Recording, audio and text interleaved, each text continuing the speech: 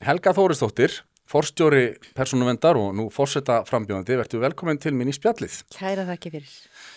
Hingað ertu komin til þess að leyfa okkur aðeins að kynnast þér og manneskinni sem hefur boðið sér fram til embættis forseta Íslands. Ein af mörgum reyndar, þetta er alveg ótrúlegt magn af frambjóðandum sem við höfum nú úr að velja.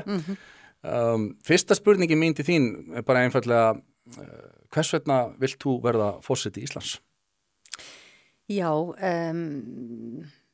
ég var komin á þann stað í lífinu að ég var aðeins fann að staldra við og velta fyrir mér hvert skildi halda næst og ég fór að átta mig á þessu að ég er búin að starfa í 29 ár sem lögfræðingur að almannahagsmunum, hist og herr, aðalega á Íslandi, 2 ár í Brussel og mér fannst bara komin tími til þess að taka þetta kannski bara upp á næsta stig af því að það er bara svo mikið sem ég tel búa í mér og svo gerist það að við erum með forseti sem ákveður að fara og þá bara fór ég að velta fyrir mér ákveðnum hlutum og bara það bara atvikast þannig ég fór að máta mig við þetta starf og allavega hvað var það þessi formlegu skilyrði sem forseti þarf að gera. Hann þarf að geta stigið inn í íslenska stjórnskipun og gert bara stóra hluti.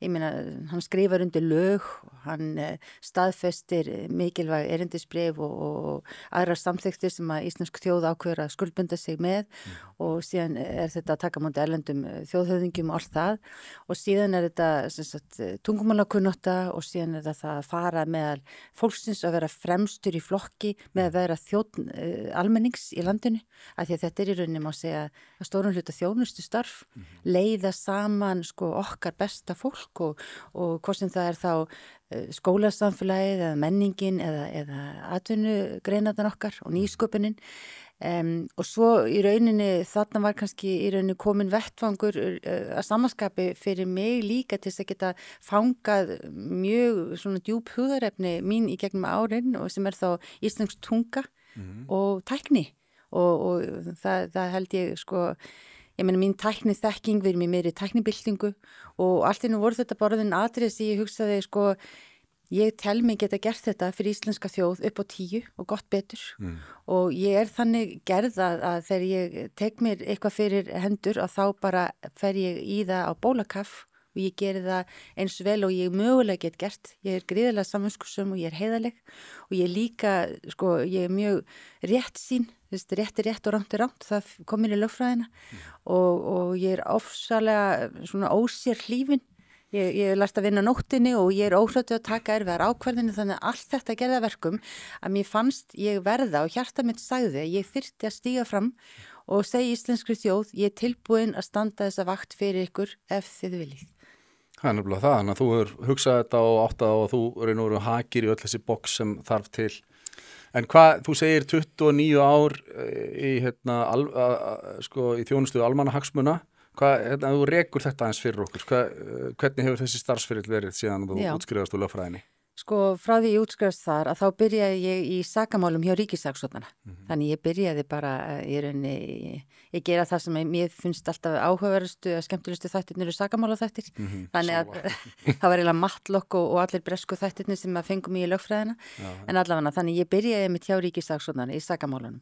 Og það var náttúrulega mikill skóli að fara að flytja mál fyrir héraðsdómi, sakamál og allskinn sem að maður kynntist á þessum rúmum 2 árum. En að samanskapi fann ég það er náttúrulega eins og þetta er nauðsynlegt og þarft og þá þetta eru skuggahliðarnar og þetta er svona ákveðin deburði líka þegar maður tók á móti fólki sem er hugsað þessi minn nú fara beinubrautinni hér eftir og svo var það kannski ekki. Þannig ég hugsaði bara það kannski slítandi. Já, það er svona annara kannski að halda áfram og ég fann að ég hafði bara meira sem ég langaði að kanna og þá ákvað ég að sækjum á nefndasviði Alþingis og það fór þannig að ég fekk þar starf sem lögfræðingur til að starfa með þingnefndunum og á þessum þá næstu 6 árum og þá starfaði ég með 6 af þá 12 starfandi þingnefndum. Hvaða ár voru þetta? Þetta var 1957 hjá ríkissaksóknara og 1997-2003 er ég á þinginu og það er alls konar stórar löggjafir sem fóru þarna í gegn og það var annar eins skóli ef ekki miklu meiri. Þá fór maður að skilja uppbyggingu okkar samfélags. maður fór að skilja, sko það eru í menntamálinu, það svona og það barist bitana með þessu og svona þarna söfnin og svo það menningin og skólarnir og allt þetta og svo var það iðnaðarmálin og allt sem var að gerast þar og svo var það félagsmálin og svo var það umhverfismálin sem voru það bara að verða tilpildið á þeim tíma og síðan sem sagt allsherjarnefndin sem með dómsmálin þannig að eitthvað var í sjávarútvegsnefndinni en sem sagt maður kynnti gríðarlega miklu og hvernig fjárlaganefndin vinnur og hvernig fólk sækir og rekstur sumra lítilla eininga í okkar landi einmitt fer í gegnum sko, einmitt að fór allavega í gegnum fjárlaganefnd svo kallað safnliði, þar sem fólk var að koma og fund nefndarinn og segja ég með þessa starfsemi get ég fengið aðstoð þingsins til að halda þessari starfsemi úti annarkvort ykkur stór út á landi eða hvað það nú er þannig að og líka bara svona vera nátengt pólitíkinni, maður kannski sá þingmenn sko berjast á banaspjótum út í þingsal og komu svo og vera bara þokkalegir vinnir að vinna málinn í nefndunum sko. Það er nærið sem þetta kynnast mjög náið bara íslenska stjórnkerfinu. Já. Svo má segja. Algjörlega. Og þarna lærði ég líka að vinna á nóttinni og þarna eignast ég 2 fyrstu börnin mín og þetta voru skrautlegi tímar sko. Bara ósérhlífið fólki sjaldan bara, sko þar fór ég að kynnast í svona fyrir alvöru, ósérhlífnum íslenskum bara starfsmönnum bara sem vinna einmitt hjá hennu opinbera oft sko. Bara fólk bara vinnur og bara klárar verkin. Þú meinar að þetta er ekki allt bara einhverju letingar sem er með áskriftarlaunum sinni? Má ég segja, ég út að mía sko, það er nýjalutala, vá, hvað fólk er duglegt sko, og bara ofsalega duglegt. En af hverju ert þú svona, eins og þú sagðir, samviskusöm og ósérhlífin? Hvaðan kemur það? Þetta er bara í mér. Það er bara ef ég fæ verkefni, þá er ég bara, sko, einhvern leiti kannski alin upp við að gera vel það sem ég geri. Og ég er svona alin upp á svona bara svona kjarna fjölskyldu og ég meina pappi braust fram úr fátakt, pappi hans var trésmiður og hann varð yfirlæknir á Landspítalanum og fór að stunda rannsóknir í sykursýki og var komst að ákveðnum uppgötunum varðandi orsök sykursýki að það geti verið tengt sko kjöti, ákveðni tegunda kjöti sem hefur fengið ákveðna meðferð og svona þannig að, og móðir mín var innan fyrstu flugfreyjum landsins hjá Flugfélagi Íslands og bara svona ofsalega svona duglegt og vandað fólk og ég bara fekk það bara í vöggugjöf að bara maður stendur sér vel, maður kemur vel fram með annað fólk og maður er heiðarlegur og maður skrökar ekki og maður bara gerir sína hluti og þannig er ég bara alveg upp við þetta. Ok, þannig að þetta var þingið og þarna fann ég að mig langaði að gera eitthvað meir, langaði að fara eitthvað til útlanda og kynnast meira heiminum, reynda búið að senda mig bara mjög unga út allan heima að læra tungumál. Já, er það? Ég átti aldrei neitt peninga því að mamma og pappi vildi bara ég myndi kynnast heiminum. Og hvert senduðu þau til að læra tungumál? Ég var 12 ára því ég fór fyrst einn í flugvél og flög til Edinborgar og var hjá fólki sem þau þekktu og var þar í mánuð. Og læra ensku þá? Læra ensku, já. Og síðan 14 ára þá fer ég til Danmörkur og er heilt sumar í Vordingborg på Sjælland, Vordingborg á Sjálandi og þar þar fyrir, það var tengslu íslenska fjölskyldu sem þekktu fjölskyldu í Danmörku sem þekktu þessa fjölskyldu og þannig að eiginlega pildi svona samt væri send bara eitthvað en bara í trausti þess að þetta væri gott fólk og Þetta var leifilegt í gamla dag, að senda börnin í sveit sko. Já, ég var líka í sveit í 2 sumur sko, já, þannig að það reynda sko og þá var það motto sko, enga fréttir eru góða fréttir. Já, einmitt, bara koma börnunum í sveitina og svo vil ég ekkert heyra meir í bili. Nei, náttúrulega ekki þannig kannski hugsun en bara því að sko heimst er heima alveg barn, er það ekki líka málið. Þannig þau vildu virkilega reyna að gefa mig gott veðanesti og það fekk ég. Það var vissulega. Þetta gert þér gott. Já, þetta var ekki alltaf auðvelt. Ég meni, ég svaf í herbergi í Danmörku sem var geimsla. Þú veist, það var svona fínt þarna vinstramenn en svo var þetta bara svona afgangsherbyggi og þá voru með 3 strákar og ég var yngst af 3 stelpum og hafði aldrei verið með stráka nálægt mér og var bara dauðfeim við þessa stráka og svo voru 5 hundar, ég reyndi alltaf að elska hunda þannig að allt gekk þetta vel, vannstu drengir en þú veist, mér var líka hent í skóla vegna þess að þetta var kennslukona heimilinu og þarna voru náttúrulega danskir krakkar kláruðu þá ekki fyrir bara í lok júní og ég var komið þannig í lok mæ og það var ekkert að gera við minna með að henda mér í danska skólan. Já, og hvað varstu lengi í Danmörku þetta? Ja, ég var svona 2,5 mánuð og og þú svona meðalveg þetta litla sem þú hefur mælt hér á dönsku við þetta borð í dag, þá hljómar sért svona alltalandi á dönsku, ertu en þá er það rykkað eða hvernig? Já, það er örlítið rykkað, en ég get alveg inn í því og ég fekk mér þess að velunni á stúdentsprófi í dönskunni og og já, þannig að okkur finnst fallegt að þjóðhöfðingin eða forsetinn geti mælt á nokkrum tungumálum. Já. Ertu með eitthvað fleiri tungumál en dansku? Já, ég er líka með frönskuna, af því að það var einmitt þegar ég var búin að vera í Danmörku og þá tók Frakkland við og ég var heilt sumar au pair á Britanníuska í borg sem heitir La Boule eða La Bolle, eftir hvernig Frakkarnir viljum að bera það fram og þar var ég að passa krakka 3 og 8 ára og hljópum ströndina eftir sérstaklega stráknum 3 ára sem var svona frekar óþökkur og átti mjög erfitt nafn Marc Antoine þannig að seimur minn á bara það snýri sér allir við á ströndinni hver að hrópa á litla dýrið þarna Marc Antoine Þannig að þú ert talandi á frönsku. Já, ég er alveg, þegar ég var líka heilt ár eftir stúdent, þá var ég einmitt í Montpellier í Fraklandi að læra frönsku og bókmyndir og svo veist. Það var eitt af því sem við hrifumst af henni Vigdísi Finnbogadóttir fyrir, það var hvernig hún talaði á frönsku, það var mjög glæsilegt. Já, þannig að tungumálin hafa verið minn styrkur, sérstaklega kannski framburðurinn og stafsendingin alltaf daldið svona kannski erfir, en þú veist, maður er ekki fullkomin í öllu, ég get alveg sagt þið það. En þarna, ef ég man hvert vorum komin, að þarna var komið þingið og þá langaði mig að gera eitthvað annað og ég var búin að fá umsóknar eyðublöð frá Edinborgar háskóla og var að velta fyrir mér að fara í framhald í lögfræði. Taka að því ég er með svona, ég er í rauninni kandjúr eftir 5 ár og sem er núna master þá í dag og það voru ekkert margir sem fóru þarna í framhaldsnámi á þessum tíma en ég var að veltaði fyrir mér, sótti samt að rælinni líkum starf hjá EFTA í Brussel og köllu út í viðtal og 3 manna teimi sem að spurði mig spjörunum úr og eitthvað og svo fekk ég það starf.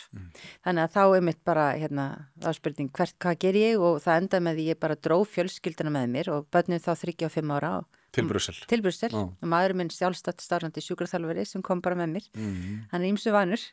Og í hverju fól starfið þitt hjá EFTA í Brussel? Þá var ég að vinna í deild sem að héti Goods Unit og það var frjálst flæði vöru á Evrópska efnahagssvæðinu.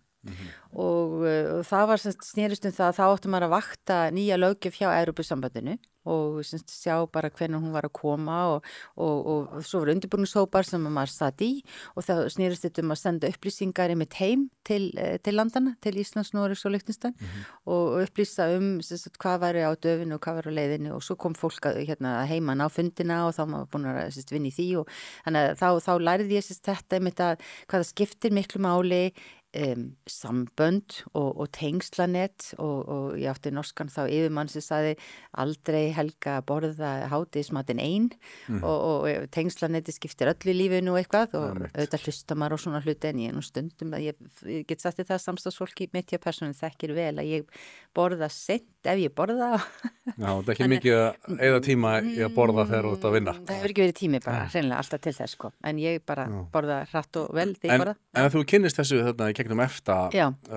og þessari stöðu sem Ísland er í að þykja löggjöf frá Evrópusambandinu í gegnum EES-samninginn og svo framvegis og við erum í EFTA hvernig hver er skoðun þín á til dæmis ef ég spyrði bara hvort að Ísland ætti að fara lengra og gerast fullur aðili eða sækjast eftir aðild að ESB eða er núverandi fyrirkomulag nóg fyrir okkur hvernig lítur á þessi mál? Það sem að ég get sagt það og mín reynst það að með EES-samningin að þá erum við með helling og í þessari vinnu sem að ég hef svona mesta reynslu af, ég kynntist í einhver leiti því ég fór eftir Brussel í menntamálaráðuneytið, svo fór ég í Lyfjastofnun og svo persónuvernd að í öllum þessum málum að þá skiptir allt samstarf máli. Ég meina við erum þjóð meðal þjóða þannig að hvort sem við förum í norrænt samstarf eða einmitt Evrópusamstarfi að þá erum við með rödd sem skiptir heilmiklu máli og jafnvel bara með EES-samningin að þá skiptir hún gríðarlega miklu máli og það er hlustað á okkur, það er borin virðing fyrir þjóðunum hérna í Norður-Evrópu. Það er hvort við höfum að fara alla leið eða ekki, nú það er náttúrulega bara þjóðar og þingsa ákveða hverjum tíma. Ég meina við kjósum okkur stjórnvöld sem eru með mál á stefnuskráni og annarkvort setur þau þetta. Þú ert ekki verið að úttala einhverja persónulega skoðun á því? Það er ekki forseta að gera það. En þú segir allavega það að EES-samningurinn, hann nægir samt alveg þannig og svo bara spurningum hvort við viljum stíga skrefi lengra. Þú meinar það? Já, sko, nú hef ég bæði reynslu af því að vera starfsmaður hjá EFTA í Brussel og myndi vera að vinna í innleiðingunni og vera að undirbúa fólkið heima sem að kemur á fundi og segja hvaða löggjöf er á leiðinni og hvernig við ættum undirbúningur og komið athugasemdir út af nýri löggjöf og allt þetta, af því við höfum möguleika á því með EES-samningnum að gera athugasemdir og koma með ákveðna athugasemdir upp að ákveðnu marki. Þannig við erum ekki bara að stimpla löggjöfina en í svona heildina liti þá held ég að það sé ekki spurning að við höfum sem land heilmikið grætt á því og þá sérstaklega fyrir atvinnuvegin okkar og viðskiptalífið að vera á einu markaðssvæði við öll. Jú, vissulega. En það eru þarna tvö sjónarmið sem tókast á vissulega að eins og þú segir sko við getum gert athugasemdir upp að einhverju marki en í raunin eru við samt bara að gangast undir löggjöf stórs alþjóðlegs valds og sumir myndi segja að það sé mikilvægur að geta staðið vörðum íslenska hagsmuni, sér íslenska hagsmuni heldur en að þurfa að gangast undir löggjöf alþjóðastofnana sem við gætum á annar borð að við verum ekki aðeins að bara kópera það sem okkur þætti viðeigandi og staðið síðan hörða okkar að þurfa ekki að skerða til dæmis lífsgæði okkar eða kjör til þess að gangast undir einhver reglugerði frá Evrópusambandinu. Þannig að hefur þið samúð með því sjónarmiði að eins og sumir haldaði fram að það séu orðið of mikið á okkur lagt af reglugerðum frá Evrópusambandinu? Sko, það heilmikið reglugerðar fargan og ekki bara það heldur einmitt annars konar löggjöf sem kemur. Á samanskapið þá held ég að heildarhagsmunir okkar einmitt sem þjóðar þeim sé betur borgið í þessum samningi heldur en utanars. Við séum sem dæmi að Noregur, þessi ríka olíuþjóð, tekur sömu ákvörðun. Af því ég held í rauninni að í samfélagi þjóða í dag, eins og ég sagði áðan og hef áður sagt að við erum þjóð og við erum best ef við tökum þátt með öðrum þjóðum í allskins bandalögum og samböndum. Vegna þess að ég held að geti enginn í dag verið aleinn. Nei. Ég held að við séum sterkari saman. En Bretland ákvaða að standa frekar eitt og gera frekar tvíhliða samninga og svo framvegis, það alveg möguleikar. Já, en Bretar líka bara gamalt heimsveldi. Þótt að við séum stór og lítum stórt á okkur, þá verðum við nú að viðkynna að við náum þeim ekki stærð. Þannig að sko, ef við ætlum að reyna eitthvað slíkt, þá held ég sko, að við þyrstum að vera sko, ennþá stærri og sterkari heldur en við erum í dag. En það sem allavega mín reynsla eins og til þess í persónuverndarmálunum sko að fá að starfa með þessari sömu löggjöf og fá í rauninni alla þá í rauninni samvinnu og fá að vera í hópnum. Ég held að sko Bretlandi líði ekkit sérstaklega vel að fá ekki lengur að vera með í Evrópusambandshópnum. Og hvað gera þeir? Þeir reyna að sækja til dæmis í Evrópuráðið og þá vinnu. Þeir eru ekki bara að vinna einir. Þeir eru bara að hamast meira á öðrum stöðum og gera sér meira gildandi í öðrum sko alþjóðlegum samningum og í öðru alþjóðlegu samstarfi. Þeir eru ekki aleinir. Nei, við þurfum alltaf að vera í samstarfi það. Sammála því, en þannig að þú ert þarna að vinna fyrir EFTA í Brussel í hvað mörg ár?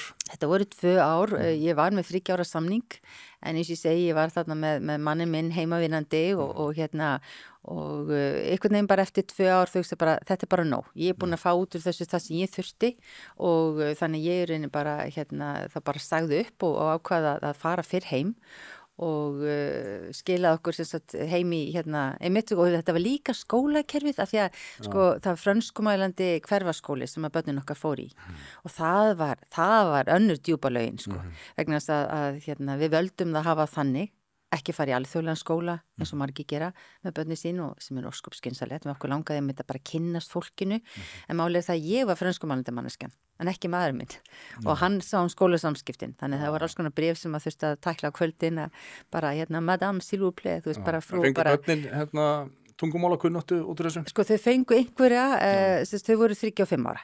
Þannig að 3 til 5 ára og 5 til 7 ára. Þannig að sko fenna yfir það því miður í dag? Ekki alveg. Dóttir okkar svo elsta, hún hefur haldið þessu við, en sonurinn sem var 3 og fór heim 5, það var minna sko. En sem sagt, þetta sko markaði mjög svona djúp spor í okkar lífi og ég meina þetta voru ótrúlega góð 2 ár og ég myndi að vera búsettur í Evrópu og geta bara yfir helgi fara upp í bíl og bara keyrt hvert sem Já. Þetta einhvern veginn, það ótrúlegt frelsi og sko fólk á Íslandi sem að kannski í opinberri stjórnsýslu þekki Brussel bara frá einhverjum sko gráar byggingar og fundir en matarmenningin og bara og hérna markasmenningin og það svo margt áhugavert í Brussel sko. Stórvæslega borg. Já og það ekkert snobb í þeim sko, þeir tala frönskuna eða þeir eru ekki flamskir en hérna bara svona næjusamir og hérna sparsemi og opaslega gott fólk sko sem við kynntust þarna úti, þannig að frábær tími. Og hvað tekur svo við hjá þér eftir að þið komið heim frá Brussel? Þá hafði ég aldrei unnið í ráðuneyti og ég hafði alltaf á nefndasvið Alþingis verið með menntamálanemnd. Þannig að þarna mér boðið að verða lögfræðingur í menntamálaráðuneytinu og það fannst mér bara mjög áhugaverð lífsreynsla og bara náttúrulega miklu nær pólitíkinni heldur en á þinginu allt öðruvísi sko. Að því ég myndi á þinginu þá mátti maður ekki styðja neitt flokk, maður þurfti að þjóna öllum og hérna jafnvel og svo í menntamálaráðuneytinu þá lendi ég þar inn á þeim tíma þegar verið heildar endurskoðun á bara allir í skólalöggjöfin okkar. Það var grunnskólalöggjöfin og framhaldsskóla og háskólalöggjöfin og þá að vera stofnun Árna Magnússonar í íslenskum fræðum. Þannig að þarna menntamálráðherra Þorgerður Katrín, já, einmitt. Þannig að þarna þetta einmitt sko, já, 2000, þarna þetta 2000, ég alveg, ártölin svona stundum hjá mér sko, hérna. Þetta hefur verið 2007? Í rauninni sko 2003-2005, þannig þetta 2005 til 8, já ekki, 2005 til 8 ég þarna. Þannig að einmitt, þetta rétt fyrir hrunið eiginlega sko sem ég þarna og þarna var einmitt verið að veita allskins skólum starfsleyfi og þá bara margt í gangi og þetta var aftur ótrúlega góði skóli og bara áhuga. Aftur góði skóli íslenska stjórnsýslu. Já. Og einmitt að reyna sko að sinna borgurunum og það náttúrulega í rauninni heilmikið sem hlutverk ráðuneytisins, svona leiðbeinandi og stjórnunar hlutverk og svo auðvitað koma kvartanir og kærur og lögfræðingarnir þurfa náttúrulega að fást við það og reyna að leysa úr málunum í mennta- og menningamálunum af því þá var það ráðuneyti með mentamálin og menningamálin. Og þannig að aftur bara fínt en mig langaði eitthvað meir og þannig var ég fann að vilja fá aðeins meiri ábyrgð og það losnast að yfirlögfræðings hjá Lyfjastofnun og hjá EFTA þá hafði ég verið með lyfjamálin meðal annars og kynst þá forstjóranu þar sem að þekkti þá til minna verka og hafði verið ánægð með þau í Brussel og þannig hún ræði mig inn sem yfirlögfræðing hjá Lyfjastofnun. Já. Og þar eru þið að veita markaðsleyfi og svo framvegs fyrir lyf. Já, og þá var það bara mitt hlutverk að vera allt í norðin sko eini lögfræðingurinn á þá held ég að verið 37 starfsmenn þegar ég byrjaði og voru orðin tæplega 70 því ég hætti og alltaf verið bara eini lögfræðingurinn og þarna að vinna með öllum hinum háskólamenntuðu sérfræðingunum. Aðalega lyfjafræðingum en matvæla, efnafræði og alls konar hjúknarfræði og það var aftur þvílíkur skóli og aftur þvílíkt ósérhlífið flott fólk og bara meiri háttar að vinna þar og þá fekk ég að móta píldið sko, náttúrulega það hefði verið aðeinar góðir á undan mér en ég vand aldrei mikið í því sko, með starfsmönnum Lyfjastofnunar að svona móta verkferla af því að lögfræðin náttúrulega bara píldið þetta svona ákveðin aðferðafræði og þá þarf að gera þetta með ákveðnum hætti. Þannig ef að Lyfjastofnun boðar úttekt að þá þarf að vera eitthvað form fyrir því og það var ekki tilneitt form því ég kom þarna þannig það er ekki nóg með að segja hringja í dýralækninu og segja við ætlum að koma í heimsókn og þetta þarf að vera þið boðið þetta með þessum hætti og þá dugur ekki fá svar frá dýralækninum ég verð heima nema sólinskíni skert þá ætlum ég að vera annar staðar. Fólk þarf svona að skilja að það er ákveðin ægi og ef eftirlitsstofnun bankur upp á þá náttúrulega bara þá þarf að vera til staðar ákveðin gögn þegar það er komið í úttekt og svona. Þú býr til þessa ferla? Já, ég bjóð til þessa ferla og ég meiris að sko baðum sérstætt námskeið hjá Endurmenntun Háskóla Íslands þar sem ég baði sálfræðingum að taka eftirlitssvið Lyfjastofnunar í skóla bara hvernig haga maður sér í eftirliti af því að það stundum bara þetta hvernig gerur úttekt í heimahúsi að þinni úttekt Þú veist, það svona alls konar aðferðafræði. Þannig allavega, ég vann bara í því að styrkja starfsmennina, þannig þeim liði betur með sitt og allir skildu betur hvernig þeir ætti að vinna og aftur frábær skóli og þarna fer ég kannski að verða meira svona tengd stjórnun og það verður svona framkvæmdaráð og það þá forstjórnin sem að hefur yfirlögfræðinginn í framkvæmdaráðinu og fjármálastjóra og sviðstjóra fyrir þá skráningarsviðinu og eftirlitssviðinu og þá fór ég að fara meira svona tengd rekstri stofnunar og það gengur það vel að forstjórinn minn Rannveig Gunnarsdóttir þvílíkt flott kona að hún treysti mig til þess að verða forstjóri í hennar stað í heilt ár að því hún fór í leyfi og það aftur gekk bara algjörlega glimrandi það ár, það var 2012-13 og það gekk það vel, ég hugsa bara ok, þannig er ég kannski búin að finna mína hillu, ég finna mér lífi vel bara með það að fá það best út úr fólki og bara að þarna þekkti fólk mig að bara minni vinnu og bara hvernig ég bara vinn einmitt mín störf og reyna að vera samskursum og heiðileg og ekki reyna það, ég er það bara og líka koma að fallega fram við fólk sko, þannig að þú veist að þeim leið velgreilega með þann stjórnanda þannig að það gekk það vel, ég hugsa bara kannski er ég bara fann að finna mína hillu. En sem stjórnandi ríkisstofnunar, reykur þið þá ekki á alls konar svona vankanta kerfisins og margt sem að betur megi fara því þegar þú ert að stýra þessu? Heldur betur. Það er ekkert annað en alls konar svona hluti sem að bara komi ljós. Hjá Lyfjastofnun var aðal vandinn sá að það er svo merkilegt að Lyfjastofnun er rekin fyrir einmitt sko fé frá lyfjafyrirtækjum sem að greiða fyrir markaðsleyfi lyfja. Já. Og vandamáli á tímabili fyrir Lyfjastofnun var það að það komu fleiri markaðsleyfi, meiri greiðslur inn heldur en íslensku fjárlögin leyfðu. Og það reiknast sem einhver mínus talandi einhverja lapsusa í kerfi sko.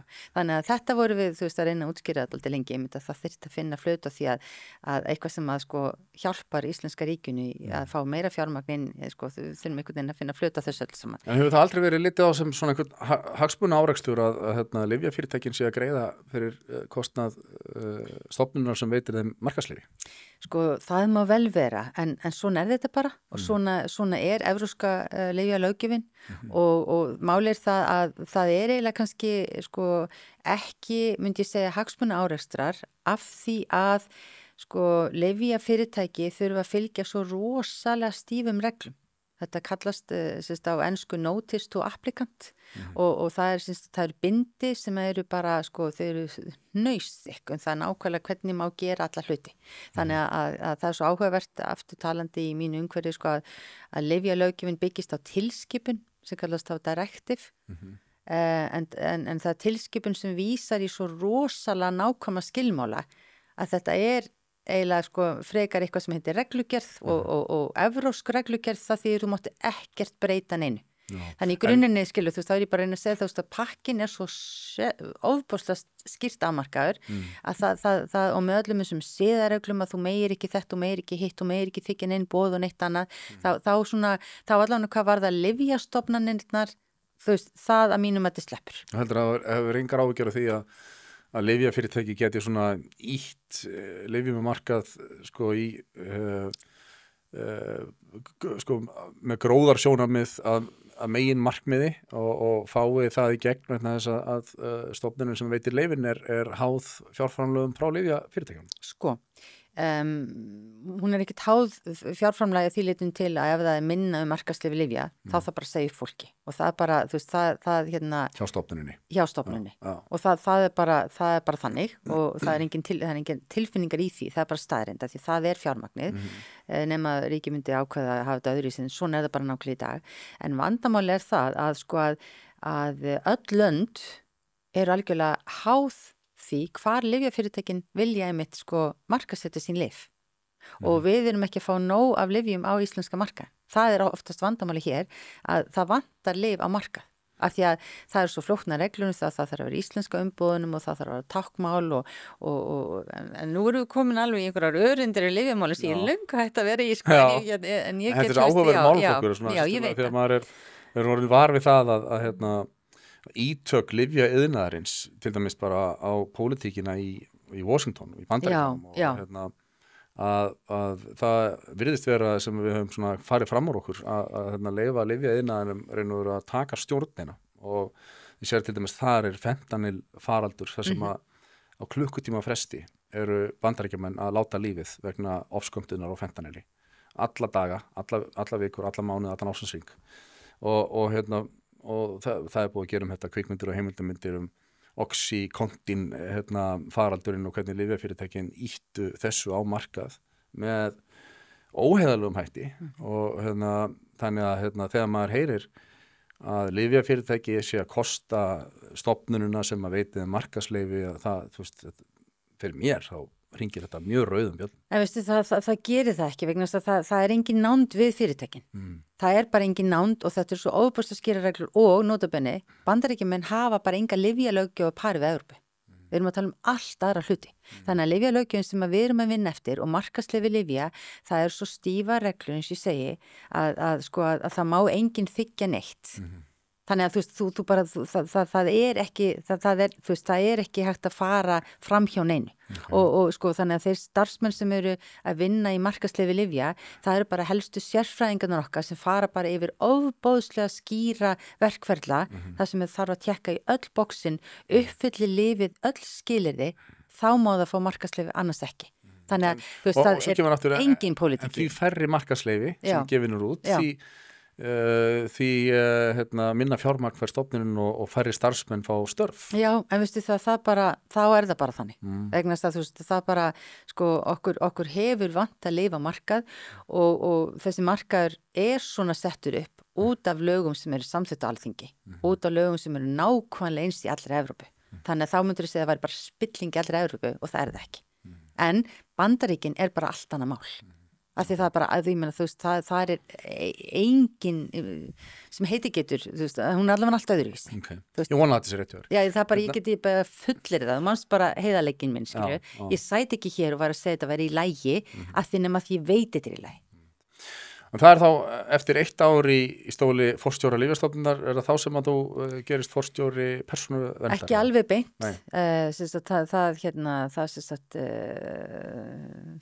Gamli forstjórinn kom aftur tilbaka og svo framins og síðan var laust starf og ég sótt og ég var með einan tveimur hæfust og svo endanum fekk ég ekki það starf. Þannig að þá hugsaði bara, þá er mér bara ætlað eitthvað annað. Þannig ég ákvað bara banka upp aðra dyr.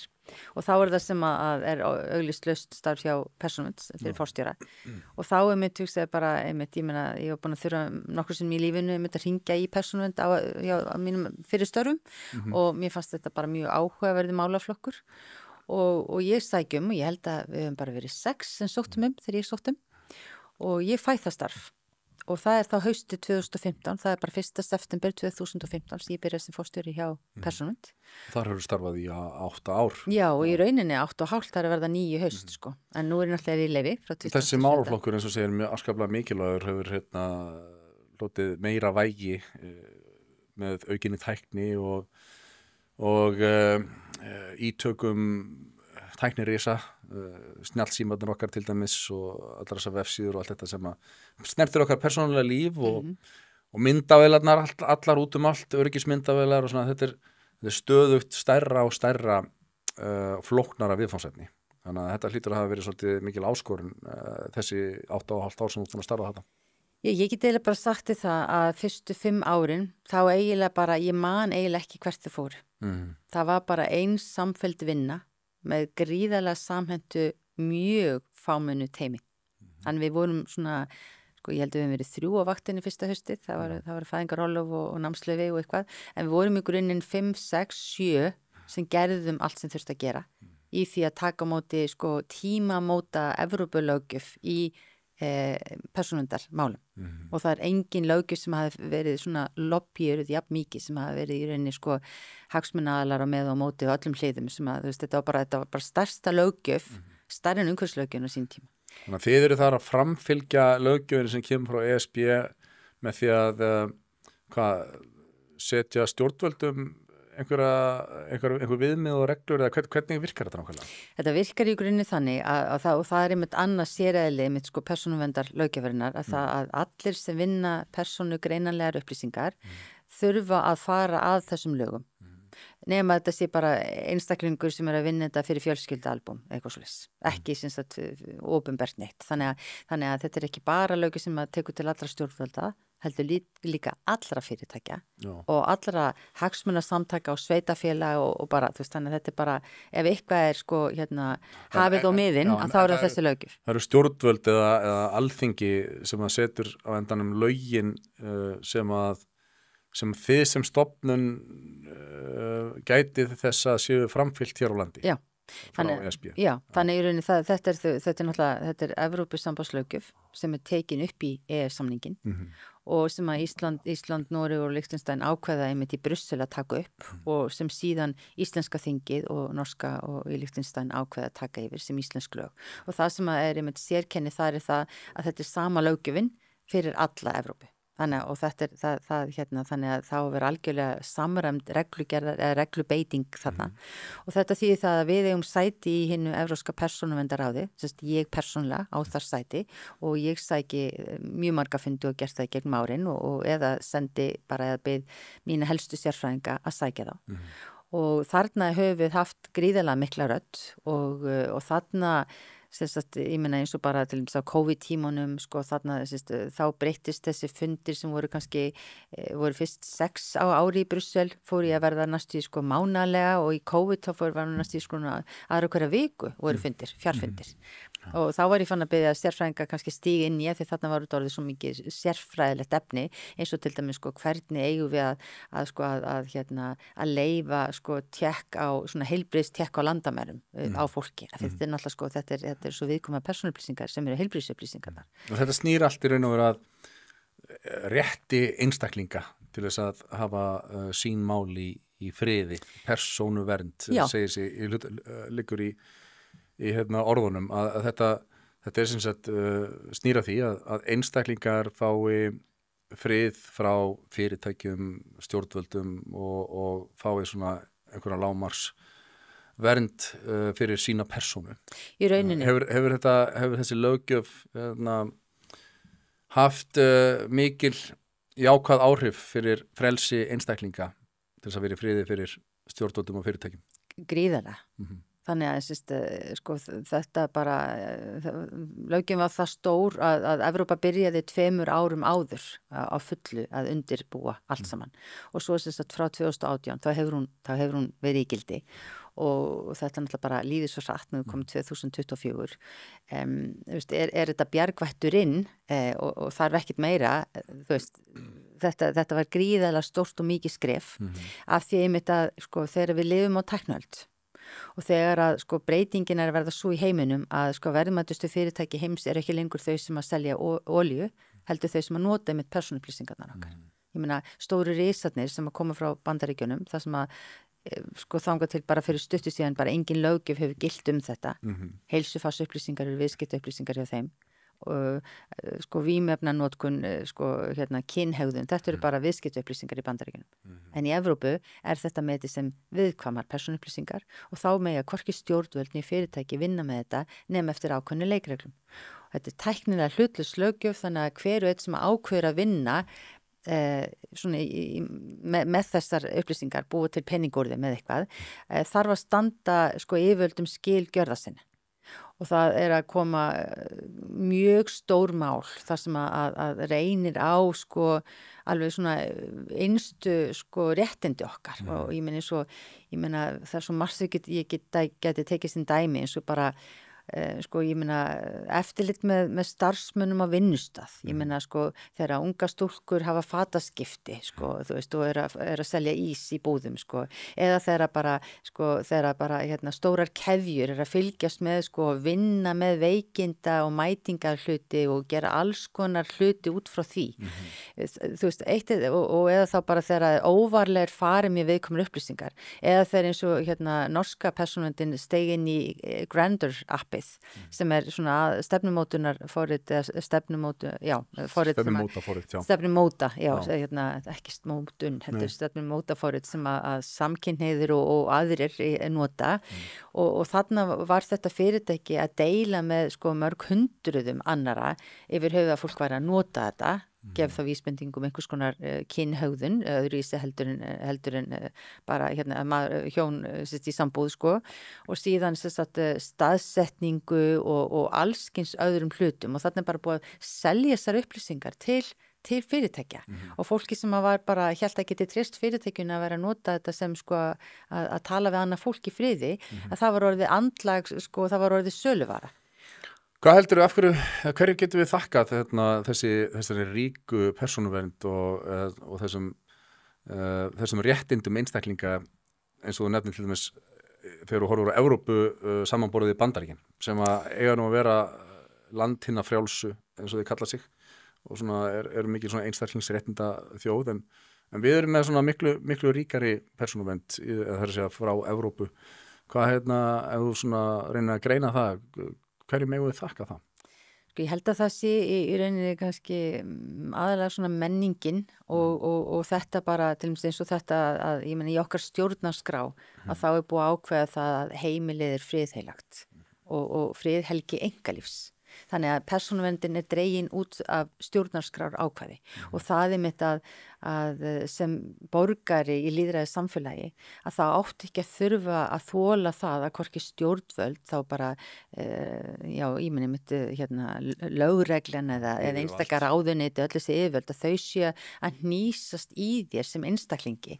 Með það eru bara ákveðin mörk, þau þurfa að fá ákveðina upplýsingar til þess að þú getur tekið þátt í einhverju en það eru mörk á þessu af því það bara það er bara búið að bekina það svona bara kannski bara það er heilmikil heimspeki bak við þetta líka bara þú veist að við eigum okkar rétt sem einstaklingar og við eigum ekki að þurfa að deila öllu með öðrum hvorki stjórnvöldun í fyrirtækjum. Ég meina í Kína er þessu bara algjörlega öfugt farið. Þau vilja að allir deilu öll með stjórnvöldum. Þú greiðir allt bara, öll samskipti þín eru með einu greiðslukorti í Kína og þú ert jafnvel í Kína fann að með andlitsgreiningin þannig að þú ætti að brosa og þá ertu búin að borga eitthvað. Það er bara svo ána þjóð, sko, brosið framkalla greiðsluna. Þannig að þetta er orðið svo súrrealist, sko, og þar er þetta að fara að ráða því hvort þú fáir að fara í ákveðna skóla, hvort þú fáir að taka, sko, fáir að fara til útlanda og fáir að taka einhverja lest og hvort þú fáir að, hverjum þú fáir að giftast. Að þessu leyti þetta er svona vitnisburður ef það er að tala að Evrópusambandið séu vel heppnað einhverju leyti, þá er þetta kannski besta dæmið ef þetta er raun og veru eins og þú ég er ekki hallur undir samsæriskenningar en ég útiloka þær ekki fyrir en ég er búin að skoða þær en þú veist, það er maður er alltaf með varan á gagnvart sko öllu stjórnvaldi og ESB er alþjóðlegt stjórnvald og maður er bara svona raun og veru hissa sko að það sé svona búið að girða sig tilbaka nægilega mikið til þess að það get ekki verið að hnýsast þetta öll stjórnvöld vilja og sko á endanum þá vilja þau svona einhvern veginn hafa smá stjórn á massanum það er svona tilhneiging valdsins að vilja stýra fjöldanum og þess vegna er svona hálfgett kraftaverk að svona rík persónuverndar stefna skuli fá framgang í svona stórum valdakerfum eins og Evrópusambandinu. En hún kemur ekki út úr engu, sko. Og sko, persónuverndar löggjöfin, hún í raun á rætur sína rekja til seinni heimsstyrjaldarinnar. Hún á rætur sína rekja til þess þegar fólk var dregið í mjög alvarlega dilka og þú gast mist lífið ef þú varst settur í ákveðin hóp. Þannig að sko þetta kemur ekki eitthvað af því bara og vera sneiðug. Og eitthvað, heldur þetta kemur af bara þetta skipti sko líf þetta bara kemur af betri reynslu og sárri reynslu í Evrópu og samt líka af þessum virðingum fyrir grunngildum okkar sem mannesku að vera bara sko þú veist og eins og þetta með tæknibyltinguna að við eigum að fagna henni en hún má ekki vinna gegn okkur og það er það sem að persónuverndarstofnanir í Evrópu að gera af því það stundist að þær að banna allt og hér á Íslandi mér þess að við heyrst að persónuvend vill bara við notum blað og blýant en það er svo langan veg frá því það má nota fullt af forritum og það má gera alls konar hluti en það þarf að vera bara sko lágmarksvitund það hvernig er virkni forritsins er forritið njósnaforrit og jafnvel notað í kennslustofum til þess að búið til viðskipti út frá því hvernig sko hvort að krakkarnir séu að standa sig vel í tíma eða ekki, hvort þeir séu dabrir eða glaðir eða taka þau til kennslustundum. Ég meina, þangað viljum við ekki fara. Við viljum að börnin okkar geti gengið frjálsinn í kennslustofu og fái bara eiga frjáls samtal við sin kennara án þess að það sé eitthvað markaskreiningatæki í Bandaríkjunum sem að sé að nema þau. Þú veist, en þetta er það sem að verið að reyna að passa. Og þú vilt vita að þú farið ekki bankalánið eða trygginguna þína. Þú veist, þú vilt vita hvort að það sé músarhreyfingin þín, þú ert að vinna í tölvunni, hvort að forriti sem þú ert búin að hlaða niður, greini að þú sért með kannski mögulega á leiðinum að fá þennan taugasjúkdóm og hinn og sé búið að segja vátryggingafélaginu þínu frá því. Já. Og þannig að þú fáið bara ekki trygginguna eða fyrir að borgarna þrefalt meira heldur en næstum maður. Þetta er raunverulega möguleiki við erum teknina í dag. Þetta er allt saman möguleiki. Og þetta er þegar í gangi talandum samsæriskenningar og einhvern tímann heyrði ég satt ekkert að marka hvað hún segir, hún er nú alveg bara í einhverju flugi, en bara þú veist, ég meina fólk þarf ekki að kynna sér málin sem er að koma til hinna persónundastofnarna.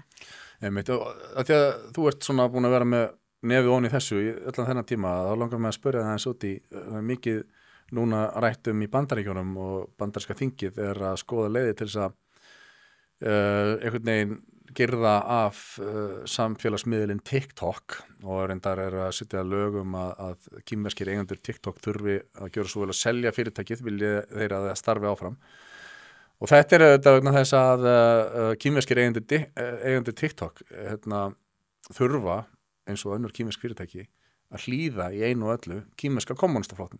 Þetta er bara, þetta er engin samsæriskenning, það er þannig og TikTok er gríðarlega vinsæll samfélagsmiðl hjá íslenskum ungmennum, evróskum, bandarískum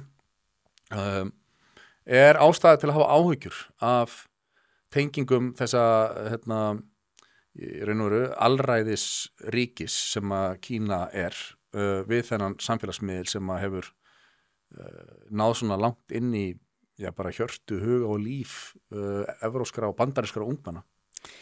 Ef þú myndir kíkja á vefsíðu persónundar að þá myndir þú finna tilkynningar og fréttatilkynningar einmitt sem að bara benda á að það er full ástæða til að fara mjög varlega og í rauninni þú veist, þetta hefur verið ákveðin ferill þessa máls. Ítalska persónuverndin gerði nú þannig á sín tíma, hún bannaði notkun TikTok á Ítalíu. Ung stúlka á Sikiley, 12 ára gömul, sviftist í lífi í einhvers konar sjálfsvíks herferð þessa miðils. Sem er keyrið áfram á einhverjum algoritmum.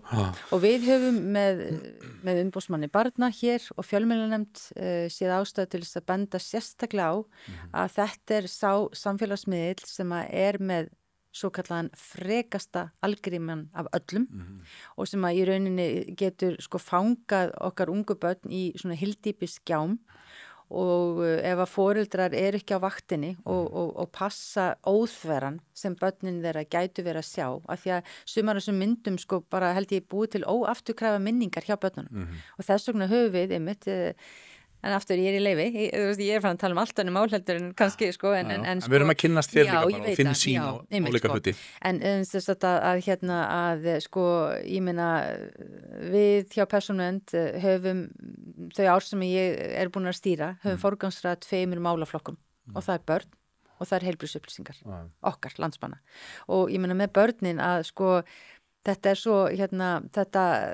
að því við vitum ekki alveg hvað, einmitt fótspor barnana geta haft mikil áhrif á þau í framtíðinni. Af því að þetta núna snýst það að allt sem fer á netið, það er farið á netið og alla myndirnar. Þannig að byrja á byrjunni og að foreldrar sem að verða að bera ábyrgð á börnunum sínum, spyrja þessu spurningana, vil ég birta þessa mynd af barninu mínu? Og eftir, og börn hafa skoðun á hlutum frá unga aldri og ekki taka því sem, einhverju sem sé eitthvað alveg ljóst að barn myndi segja já við einhverju. Ég meni, ég var bara, hafandi sjálf ekkert verið á þessum miðlum, þangað til ég ákvörðuna að fara í forsetaframboð. Þú er ekkert verið á Facebook fyrir að fara í forsetaframboð. Nei, það er bara eiginlega þannig. Það var stofnaður reikningu fyrir mig þegar ég var hjá Lyfjastofnun. Ég held ég að fara í 4 inn á hann.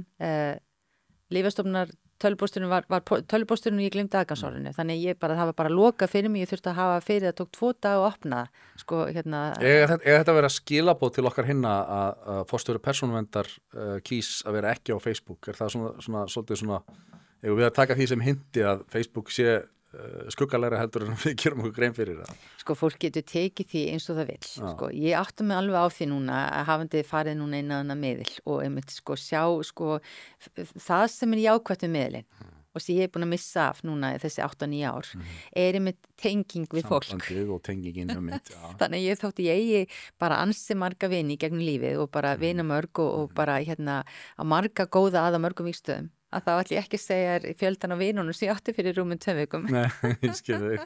það er ekki til að hrópa húrra fyrir, það geti eins og náð fyrirsök kannski, en gott og vel, en en þess að þannig að tengingin og einmitt að þegar ég kem þarna inn á miðlina þá er ég alltaf að svara sko næstu því 9 ára gömlum kveðjum til hamingju með starfið hjá fórstjóri í persónuvernd eða gamlar kveðjur frá frændum að þakka fyrir slaufur í afmælisgjöf og svona. Hver er helsta ástæðan fyrir því að Helga Þórisdóttir ákvað að vera ekki persónulega á Facebook? Sko til að byrja með, þegar ég var ennþá hjá Lyfjastofnun þá var ég einhvern veginn ekki alveg að skilja virknina og ég er einhvern veginn bara þannig að ég vil einhvern veginn skilja virknina á en að ég bara fer í eitthvað og ég einhvern veginn það truflaði mig sko, ég meint sko bara að því ég á ofsalega góða vini þeir sem eru vinir mínir og á maður svo alltaf bara eiga 100 vina og eru allt vinir og þú veist ég var bara í þeirri heimsbyggi hvað eru vinir og hvað eru vinir og svo þannig að líta á þessi tengslanet og allt þetta, jafnvel það fannst mér skrítið og einhvern veginn að vera alltaf komin inn í stofu og öllum hinum, mér varst það óþægilegt, en svo var ég einhvern veginn að velta líka fyrir mér hvernig virkar þetta allt saman og svo bara hafandi einhvern veginn aldrei einhvern veginn gefið sér tíma að það var bara ég á með yngri börn þá og nóg að gera og 3 börn á heimilinu og hundur og eitthvað og bara alltaf mikið gera í vinnunni þannig að ég einhvern veginn alltaf að kynna mér þetta betur. Nú svo fer ég að vinna hjá persónuvernd og þá bara ráðstefnu eftir ráðstefnu það hvað risarnir og allir hinir eru að sko gera svakalega hluti og eru að vinna með 52.000 hegðunar einkenni með okkur og þeir sem eru duglegastir á miðlunum búið til mestu afurðina fyrir fyrirtækin. Og eins og það er frábært að tengjast fólki og ég bara almáttu hvað mér sleðilt að hafa ekki tengst mörgum betur og fylgst með þeirra lífi að þá verður að stoppa fyrirtækin í því sem þau gera. Og ég meina að því að sko þetta er að hafa þau áhrif að við sko erum að lendi því að kostningar, segjum þingkostningar, þær eru í löndum að fara allt öðru sig heldur en það hefðu gert ef að fólk hefði ekki farið á samfélagsmiðla og unnið í fólkinu sem að þar er. Þú veist, þú átt ekki við hægri fólki og vinstri en þú átt við miðjumóðið og með alls konar með að vinna í þeim að þá getur þú bara, ég meina þess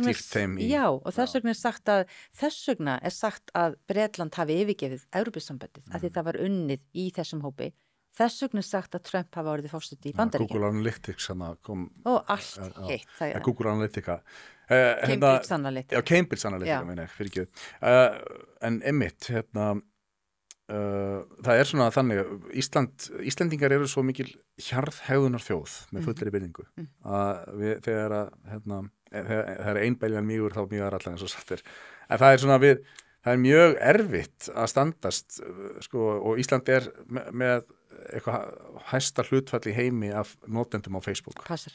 Og þeir sem að kjósa að vera þar fyrir utan þeir eru bara álitnir skrýtnir þú veist og jafnvel svo eru þeir svona sumir sem eru Facebook síðu en þeir setja aldrei mynd af sjálfu sér, eru bara með einhverja svona fígurumynd eða eitthvað og enga myndir og það er svona, og það er þessi afstæða, ég ætla ekki að láta eitthvað bandarist stórfyrirtæki eða alþjóðlegt stórfyrirtæki fá allar þessar upplýsingar mig frítt og það fólk er álitið skrítið en þetta er í raun og veru alveg góðar og gildar ástæður sem að þetta skrítna fólk er að gefa. Já, ég meina aftur bara megi fólk dæma sko en sko mig langar ekki að láta krukka svona í mér. Nei, ég skil þig. Og þannig að þú veist ég bara ég vil frekar einhvern veginn sækja mér þær upplýsingar sem ég vil sækja. Ég vil ekki að tæknin sé fann að greina mínar langanir og þrár jafnvel áður en ég átta mig á þeim.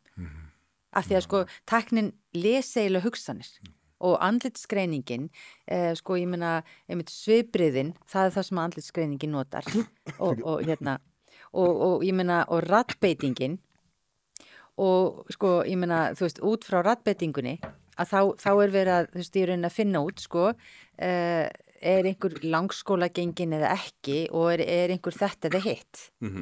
Og raddbeitingin líka, sko, já, það segir eint og annað og líka það sem fólk held ég skil ekki heldur. Eitthvað standi í mér þarna? Bara, ég myndi sko, vona þetta sé ekki alliskreiningi sem farið svona með þetta. En það væri sko alveg efni annan þátt að fá forstjóra persónuvernda til að tala gervigreind og svo framvegis líka. En það sem sagt, svo við höldum aðeins áfram á þessum nótum sem við erum hér til að ræða forsetaframboðið. Að þú ert núna búin að gegna þessu starfi forstjóra persónuverndar í 8,5 ár. Þú ert greinlega með mikla reynslu, eins og þú segir, til þess að starfa fyrir hið opinbera eða og svona, hvað ég segja, svona statesman reynsla, greinlega. Þú nefnir líka í framboðsræðinniðinni að sko, þessi mikilvægu gildi íslensku þjóðarinnar sem að við viljum standa vörðum, sem að eru byggð á stjórnarskráni. Svona að heyra þig lýsa því, svona hver, þegar þú hugsar hver gildi íslensku þjóðarinnar eru helst. Hvernig lýsur því?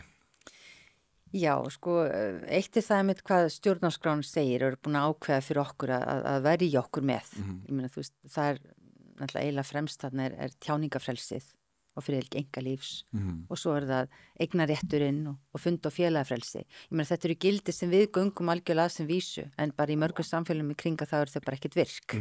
Þannig að það svona ákveðin rammi en síðan eru við komin einmitt bara þessi íslensku gildi sem bara dugnaður og ósérhlífni og þessi sterka þjóð þarna nyrst í Atlantshafi. Það er alveg með ólíkindum þessi dugnaður sem hérna og drifkraftur og ef maður spáir í mitt sköpunarkraft þessarar pínu litlu þjóðar og ég fann svo mikið fyrir því þegar ég bjó í Brussel að þegar maður kom heim í fríi að þá, þú veist, maður missi að maður var komin heim til Íslands. Það bara við berum okkur þannig, við erum reist og við tölum hátt og svona. Ég meina í Belgíu það var allir bara svona í rauninni rólegir í röðinni sinni að bíða eftir sér. Og við náðum ótrúlega langt á mörgum sviðum miðað við höfðatölu eins og oftast eftir. Við bara búin að fá alls konar framúrskarandi fólk sem hefur skarað fram úr en gildi eins og Katrín Jakobsdóttir nefnir sko réttaríkið sem mikilvægt gildi ertu ekki sammála því? Ég með það náttúrulega gefur auga leið það eiginlega þarf ekki að segja það lögfræðingurinn veit allt það það bara þannig, ég meina það bara með lögum skal land byggja þannig að þú veist það náttúrulega bara þessi gildi sem bara eru þarna með öllum hinum og ég meina samfélag sem hefur ekki lög og reglur er samfélag sem í óreiðu þannig að þú veist það náttúrulega bara þannig og síðan við með okkar lýðræði og okkar þingmundnu stjórn og við erum með þrískiptingu ríkisvalds, framkvæmdavald, löggjöfvald og dómsvald og þannig að þú veist þetta eru gildin eins og ég segi sko bara sköpunarkrafturinn og þetta og það er ég meina sem forseti að þá sko þetta náttúrulega bara þetta grunnurinn sem að mótar einmitt starfið og þetta er festan og þetta akkerið og síðan það þetta að við erum með þessar þrjár svona megin stéttir sem skólasamfélagið og það menningin og svo það atvinnulífið og einmitt þessi gróskumikla nýsköpun sem að koma í iðnaði og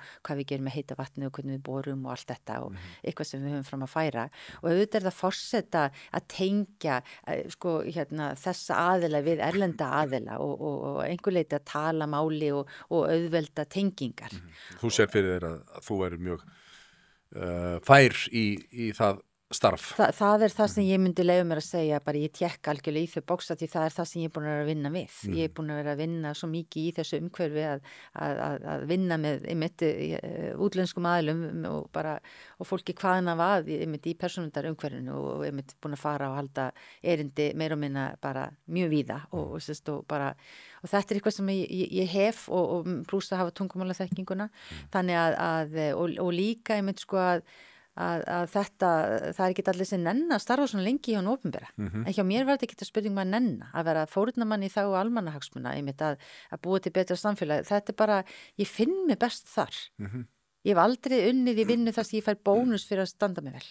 Nei. Aldrei. Ég kann það ekki og ég er greinilega bara alveg... En stendur þið samt alltaf vel? Já, ég meina að þú veist að það sem ég er að segja að fyrir mig hefur þetta skipt meira máli bara að skila mínu, skila góðu dagsverki. Það er eiginlega bara það sem ég er alveg uppið. Það er bara góðum og gegnum sparsumum ráðdeildar foreldrum sem að bara, einmitt, bara styrkur og stuðningur og líka traust til að gera allt sem ég vildi gera og líka ægi, bara virðingu fyrir bara öðru fólki og fyrir eldra fólki og þú veist, þannig að... En hvar hefur þið svona sjálf verið í pólitík í gegnum tíðina?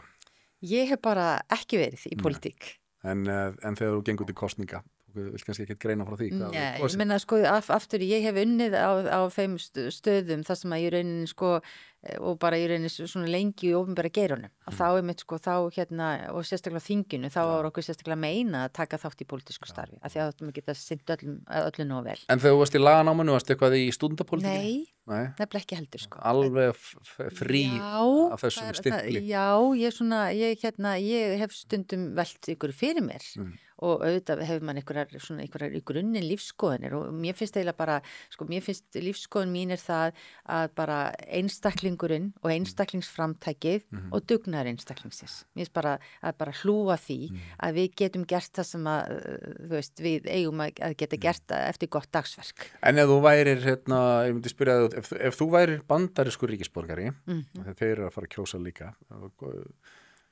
hvern myndið þú kjósa? Joe Biden, Donald Trump eða Robert F. Kennedy Jr.?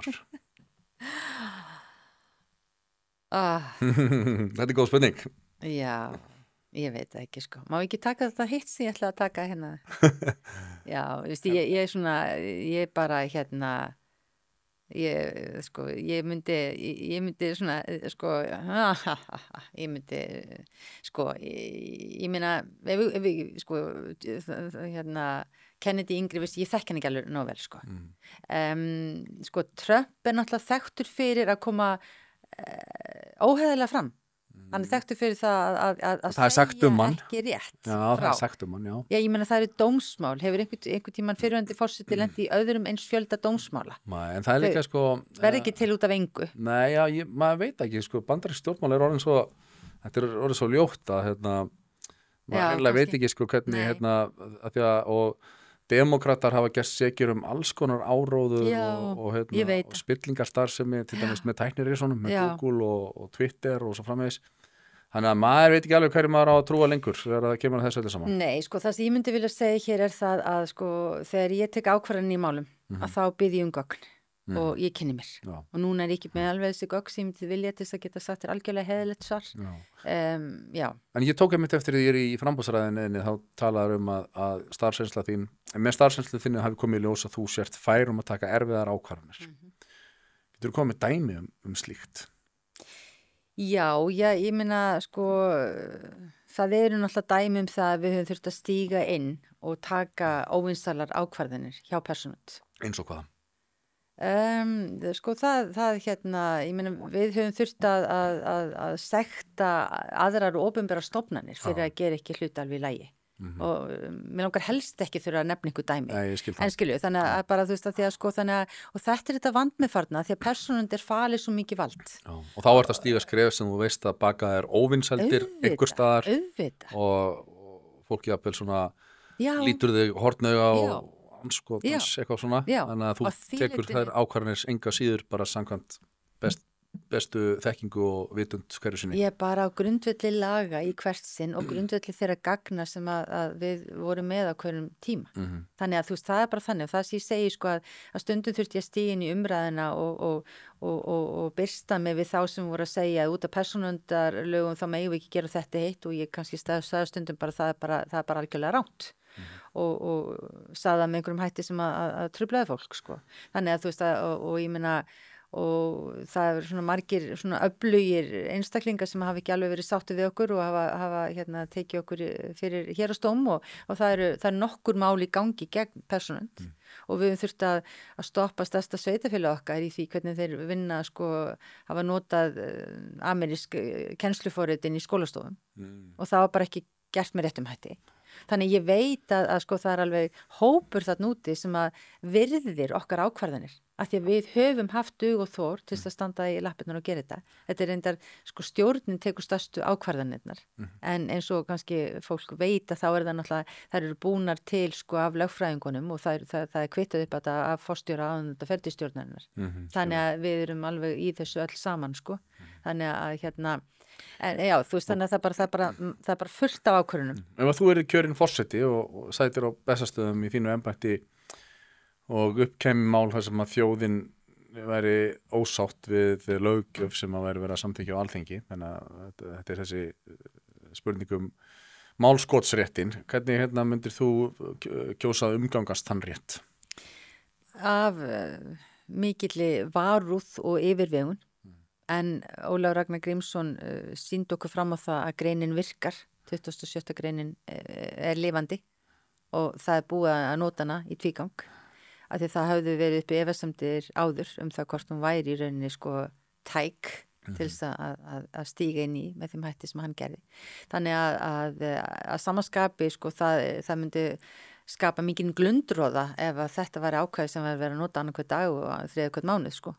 Þannig að þetta eitthvað sem þarf að bara í raun að beita í algerum undantekningatilvikum. Já, og hvað myndirðu þurfa svona að sjá, hvað viðmið myndirðu bera það við sko ef að þú þurftir að ákveða að nú komið tíminn til þess að taka í bremsuna hér og synja þessum lögum samþykki, hvað þyrfti að gerast? Sko það náttúrulega voðalega erfitt að algjörlega segja og sjá allt fyrir, en svona í grófum dráttum þá myndi ég sjá það fyrir mig sko hvers eðlis löggjöfin, hversu djúpar eru rætur hennar við okkur borgarana og þegna þessa lands, hversu miklu máli skiptir hún, er þetta eitthvað sem varða takmarkan hóp, það alveg þetta þyrfti að vera sko varða gríðilega stóran hluta landsmanna og vera eitthvað sem skipti gríðilega miklu máli. Og síðan þetta, ég meina, okkur fjölgar, ég meina, við erum ánum 380 og eitthvað þúsund og og hversu marga einmitt þarf til þess að benda á, það myndi náttúrulega aðeins þurfa að fara eftir aðstæðum. Ég meina, það verið að gagnrýna það að það þurfi bara 1500 atkvæði til þess að hafa löglegt forsetaframboð og ég meina... Ert þú komið með það? Nei, ég ekki komið með það. Og það mynd sko, þetta var ekki, ég ákvaði þetta ekki þegar ég var ung, þannig að ég ekki búin að byggja upp mitt líf þannig og aftur ekki pólitískt starf, þannig að það engar vélar sem hafa gripið mig hingað til. Ég ekki að segja þessi ykkur að vélar annar staðar, ég bara segja þú veist að þetta bara mín staðrind, að ég ekki komið með þetta vegna þess að ég hef ekkert verið að vinna í mínum hópi og segja verið tilbúin ef mér lætur mér þetta í huga verða forseti eða fara í framboð eða hvað nú sko. Þú veist þannig að ég sá að það var einn forsetaframbjóðandi sem mér talaði slíkt í sama bara nýlega að fyrir okkur sem að erum kannski ekki algjörlega þjóðþekkt og landsþekkt, þótt að ég hafi sko verið í mörg hundruð fjölmiðlasamtölum að þá verið að segja við mig aftur og aftur en Helga, þú ert ekki þekkt og það alveg rétt en þá hugsaði bara mikið ansið þar mikið til þess að einhversi þekktur á þessu landi. Já, það er bara þannig. En það er náttúrulega satt sem er sagt við þig, ég meina sérstaklega að þú berið saman við frambjóður eins og Katrín Jakobsdóttur eða Jón Gnarr og að þá náttúrulega, og það er fólk sem getur bara einfallega sett út eina tilkynningu á Facebook, ég búin að opna undirskriftarsíðuna og á 40 mínútum þá ertu komið 1500 undirskriftir. En þú ert ekki í þeirri stöðu. Ég er ekki í þeirri stöðu og bara langt frá þeirri stöðu. Hvernig ég tók eftir að þú búin að opna kosningaskrifstofuna og hvernig og væntanlega ertu með eitthvað aðstofafólk, starfsfólk, þannig að þetta kostar peninga og hvernig kostar þetta framboð? Sko, mér hefur verið bent á það að sumir hafi borgað þetta úr eigin vasa og aðrir hafi verið mjög duglegir að fá styrki, bæði frá einstaklingum og fyrirtækjum.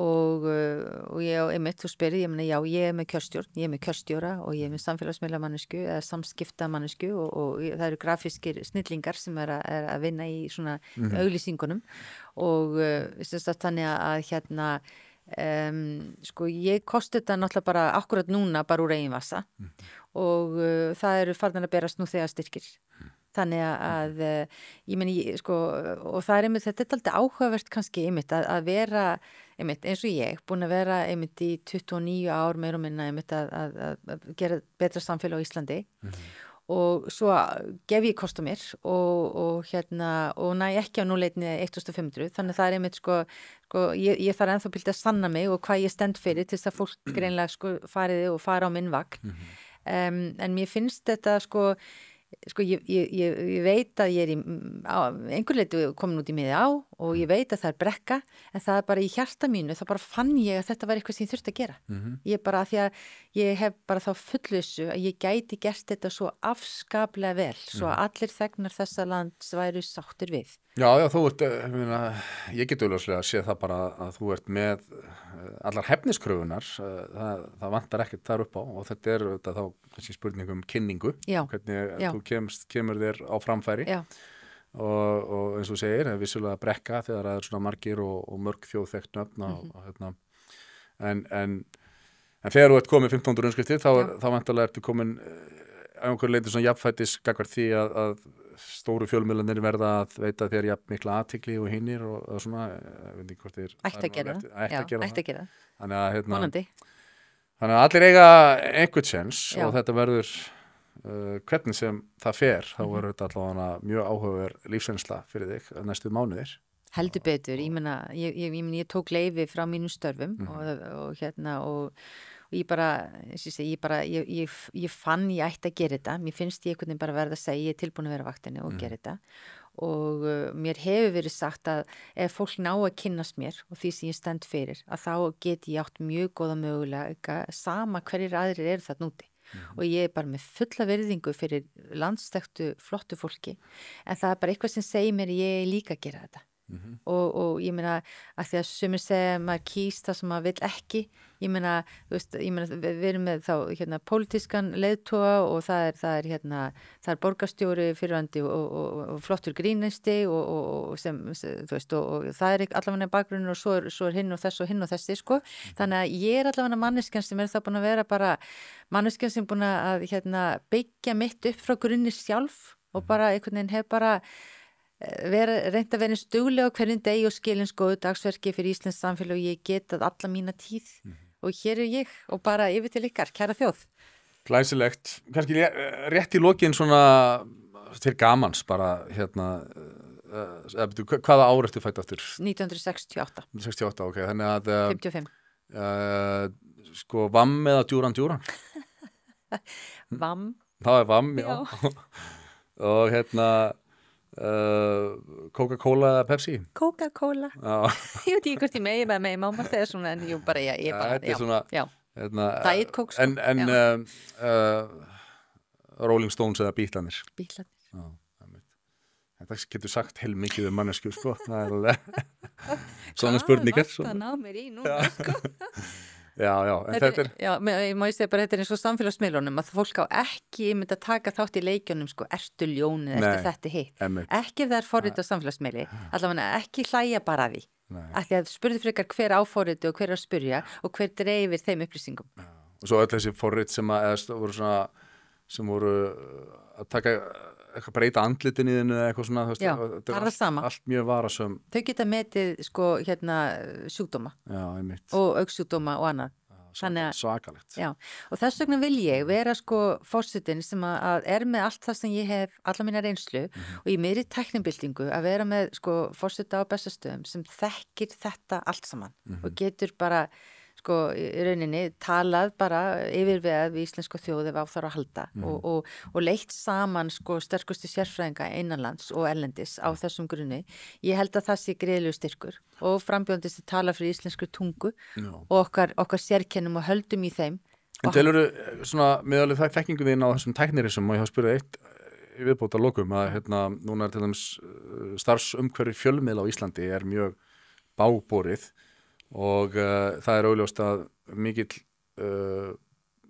mikill peningur af íslensku markaðsfé fer beint til þessara risa og fólk hættir að auglýsa hjá íslenskum fjölmiðlum og auglýsir bara beint hjá Facebook eða beint hjá Google og það eru skattfrjálsar þessar tekjur fyrir þessa aðila bara, þetta fer algjörlega fram hjá íslenska ríkinu og ríkissjóði og sameiginlegum sjóðum okkar landsmanna Getur Ísland, svona við kynni þín að þessum tæknireisum, getur Ísland þetta smáríki sem við erum einhvern veginn sett þessum fyrirtækjum einhverja skorður þegar það kemur að þessum hluta, alveg eins og með persónuverndarhlutan að vera standa föst á að við getum rétt einhvern veginn stöðu íslenskra fjölmiðla gagnvart þessum risa fyrirtækjum sem að starfa á alþjóðavísu.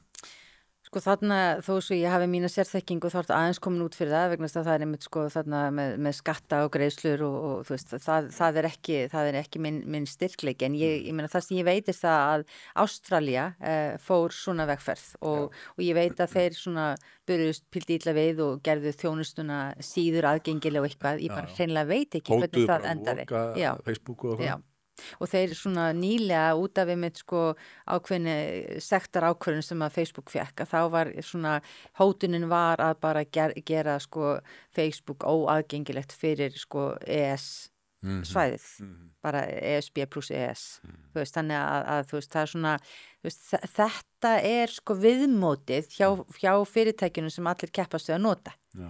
Þeir eru ekki að virða grundvallarréttindin og þetta og bara með sko, ég meina af því ég bara er alltaf lausna með í öllu og bara sko þetta er eitt af því sem þarf að leysa og þetta er ótækt að sko að þetta komi niður á íslenskri fjölmiðlun að því ég meina við þurfum gagnrýna íslenska fjölmiðlamenn og við þurfum ef eitthvað er meira af þeim og meiri gagnrýni og ekki leyfa fólki svara ekki spurningum, heldur bara svara spurningunum og taka þetta ennþá dýpra og breykka samtali okkar á svo mörgum sviðum, bæði í sko menntasamfélaginu okkar og ég var að koma að fundi í hátinu sem var að tala um að það þarf að ræða ýmislegt í landbúnaðarmálunum og byggðaþróun og Íslandi og allt þetta. Þannig að sko við þurfum að bara sko að við þurfum að styrkja fjölmiðlunina og alveg að samaskapi eins og það má ekki missa alla sko kaupmennin á horninu sko. Það eru mest sjarmerandi búðirnar allstar. Þannig að við hefum ekki leyfa stórfyrirtækjunum að éta þetta allt upp og verða einangurnar risum. Nákvæmlega. Helga Þórisdóttir, það er búið að vera heiður að fá þig hingað í spjallið og gaman að kynnast þér og ég bara óska þér góðs gengis öllu því sem þú tekur þig fyrir hendur og sérstaklega núna á næstu vikum og mánuðum. Þannig að gangið þér ofsalega vel og þakka þér fyrir komuna í spjallið. Hjartans takk fyrir mig og fyrir að taka svona vel á móti mér. Takk fyrir kærlega.